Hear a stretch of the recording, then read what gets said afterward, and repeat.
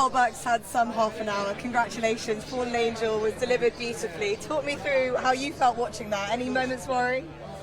I'd be lying if I didn't say I wasn't worried about a furlong and a half out when as it exactly came up and joined us and headed us. But 10 strides later, you could see she was starting to grind in and dig in. And the last 100 yards or last furlong, I was pretty confident we were going to get there. Is that just her though? Does she need a bit of company? Because that happened to her in France, and she actually really responds to company when it gets to her. She does. I mean, Danny Tudhope rode her for her first couple of seasons, and every time he came back in and said she waits for a smack. She's a proper racehorse, and for people that are against use of the stick, it's not hurting them, but it's just giving them that instruction to go forward, and she's a prime example of that. She wouldn't be the animal or getting the results that she is without the stick, that's for sure.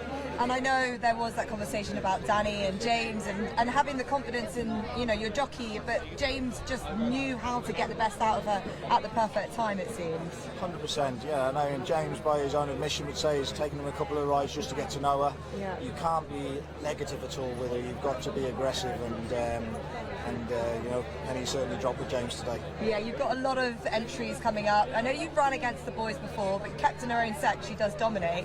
What do you feel like she'll go for next before the season ends? The plan always has been to go for the Sun Chariot.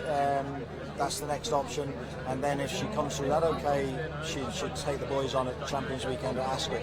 I mean, if there's any reason why we want to miss the Sun Chariot, I'm sure she'll end up at Ascot.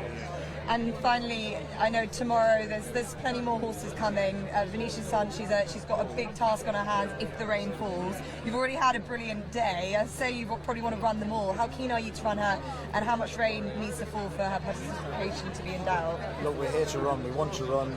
It is a big ask of being bold, but we'll learn more if the ground is decent or not too soft. We'll learn more where we're going next season. That's the whole purpose of coming over and taking on Aidan's horses, fillies over 7 furlongs. Yeah. We'll know whether we've got a chance of being a Guineas filly or we're a 6 furlong horse. That said, if the rain that could comes and the ground turns very soft or heavy, I'd say she's a very doubtful runner, because we could get beat and then we don't know whether it's the trip or the ground. Okay. And especially as there's a Group 1 in England in 2 weeks' time. Yeah, a lot of options for her. Last question, I promise. Fallen Angel, does she stay in training next year? If she's sound at the end of the season, she'll stay in training. Rothman and Richard Brown and Ollie Taylor have said that all along, that they're there to race, and all being well, she'll stay in training next year. That's brilliant news. Congratulations, Karl. Thanks very much. Well done. Cheers.